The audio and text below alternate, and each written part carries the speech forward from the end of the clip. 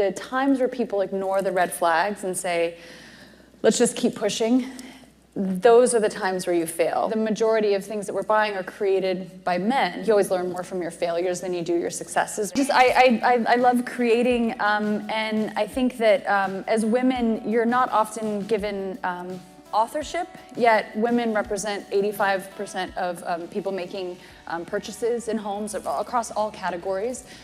Yet the majority of things that we're buying are created by men. And that goes into storytelling, that goes into filmmaking, that goes into everything. So I think that it's, and I like a lot of stories told by men and products made by men, but it's just not equitable, but it's also not logical. It's not just incumbent upon women to pave that path for other women, but it's incumbent upon men to help create those opportunities.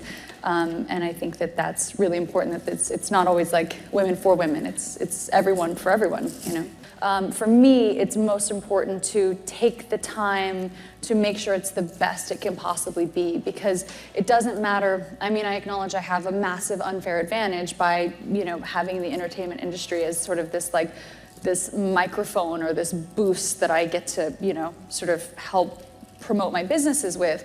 But if the product isn't great, I can only sell one bottle. If the product isn't great, then I have nothing. And I think it's important, especially when it's a startup, I think you always learn more from your failures than you do your successes, which is really awful and painful at the time. And people tell you that, but you actually do learn more. There are growing pains in a startup, but then there are also red flags. And the times, and this applies too to filmmaking, to everything, the times where people ignore the red flags and say, let's just keep pushing, those are the times where you fail, where if you see that something's broken, you have to stop and fix it, because once you put it out there, it's so much harder to catch up. So I really think it comes down to quality and conviction, and that's sometimes hard as a woman, because, you know, you question if you're being difficult or if you're too in your head. But if you have great quality and you believe in it, and you listen to your business, and you listen to the red flags, and you address the issues, then, you know, I find that that's when you have success.